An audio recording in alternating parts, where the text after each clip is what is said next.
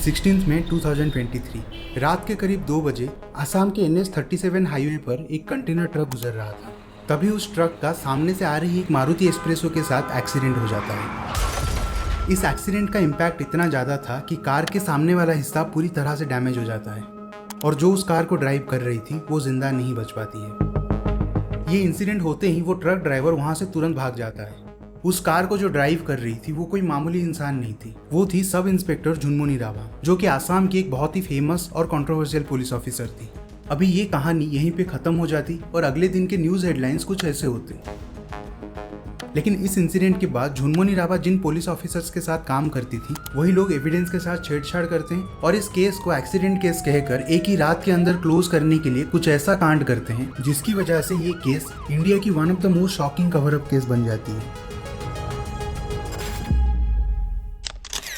बहुत सारे लोग इस केस के बारे में सुने भी नहीं होंगे क्योंकि नेशनल मीडिया में इसकी ज्यादा इन्फॉर्मेशन अवेलेबल नहीं है। आगे मैं जितने भी चीजें बताने वाला हूँ वो लोकल न्यूज और उनके लिखे हुए ऑनलाइन आर्टिकल से लिया हुआ है। इस केस को समझने के लिए हमें ये जानना जरूरी है कि झुनमुनी तब कौन से केस में काम कर रही थी और कितने लोग उसको पसंद नहीं करते थे, मतलब उसके दुश्मन थे।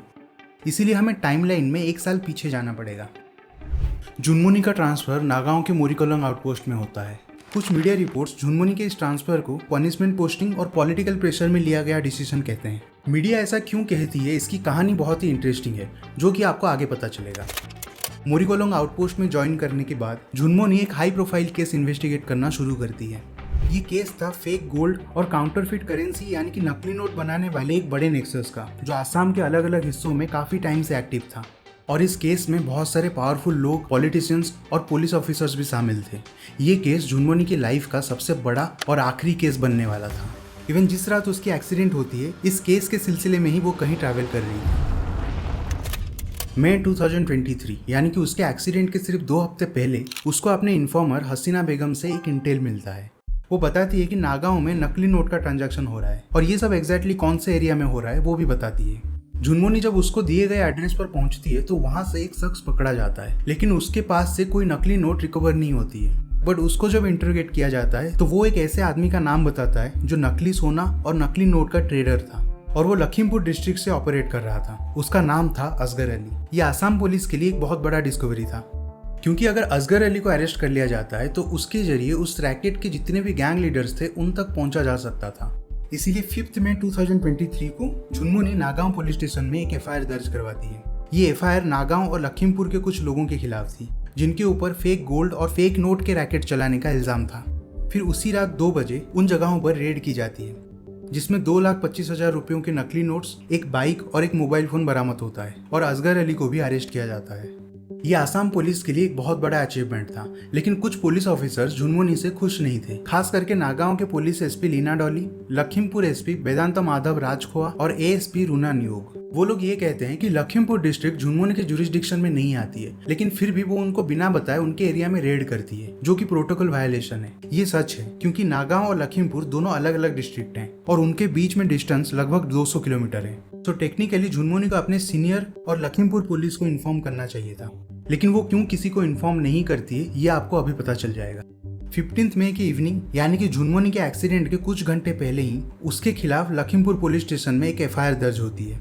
इस FIR को असगर अली की मां अमीना खातून दर्ज करवाती है। अमीना खातून अपने FIR में लिखती है कि 6 मई के सुबह झुनमुनी कुछ सिविलियंस के साथ उनके घर आई थी। फिर वो उनके बेटे असगर के साथ मारपीट की और उसे जबरदस्ती अरेस्ट करके ले गई।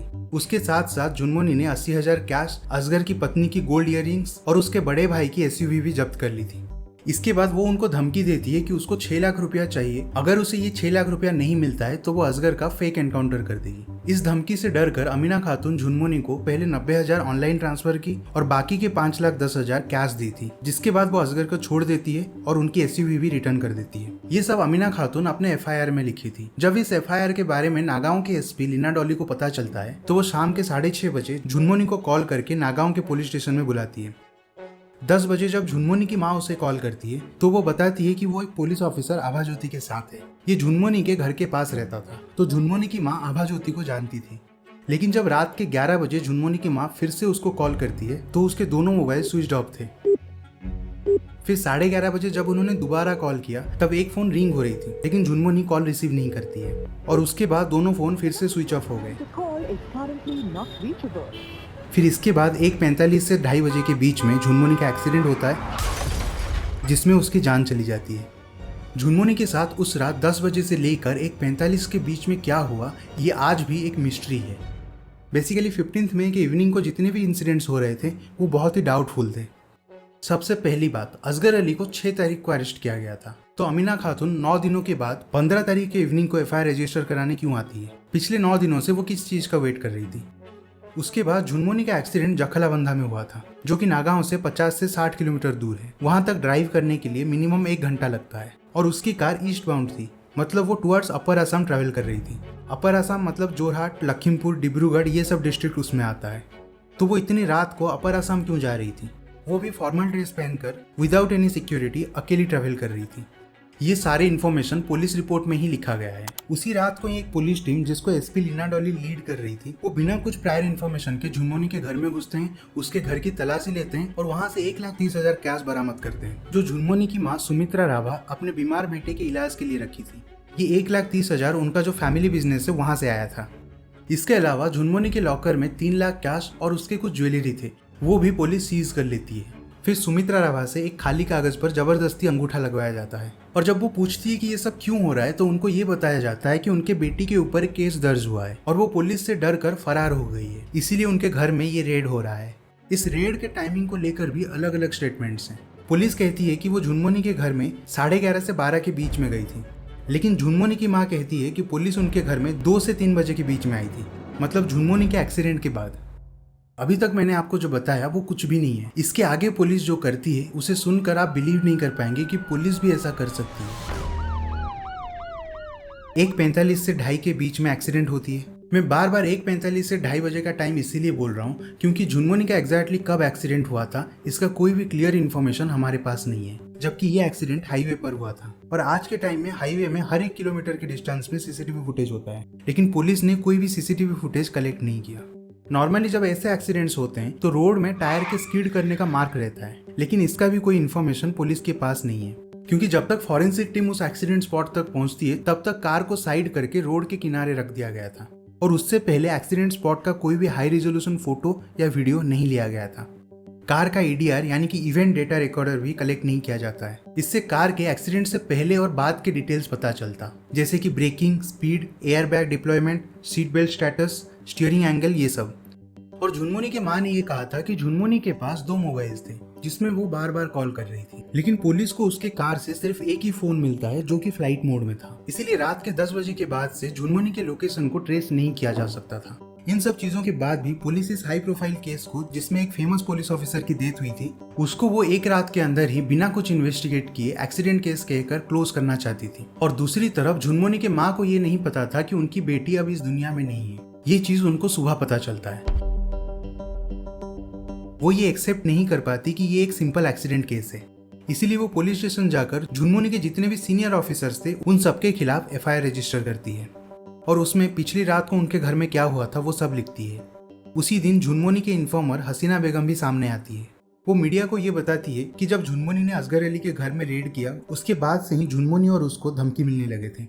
वो ये भी बताती है कि लखीमपुर थाने में झुनमुनी के ऊपर जो एफआईआर फाइल किया गया है वो बेसलेस है। एक्चुअली लखीमपुर के कुछ पुलिस ऑफिसर्स असगर अली को प्रोटेक्ट कर रहे थे क्योंकि वहां पे पुलिस और क्रिमिनल का एक नेक्सस चल रहा है, इसीलिए झुनमुनी बिना किसी को इन्फॉर्म किए असगर अली के घर में रेड करने गई थी। ये सब हसीना बेगम का मीडिया को दिया गया स्टेटमेंट था। इसके बाद ही लखीमपुर की एएसपी रूना नियोग और हसीना बेगम की एक कॉल रिकॉर्डिंग सामने आती है, जिसमें एएसपी रूना नियोग हसीना बेगम को धमका रही थी कि अगर वो ये सब चीजें पब्लिक में बोलना बंद नहीं की तो वो उसको जेल में डाल देगी। सुमित्रा राभा और हसीना बेगम के स्टेटमेंट आने के बाद लोगों को ये लगने लगता है कि ये सिंपल एक्सीडेंट केस नहीं हो सकता, इसीलिए लोग सड़क पे उतरकर प्रोटेस्ट करते हैं।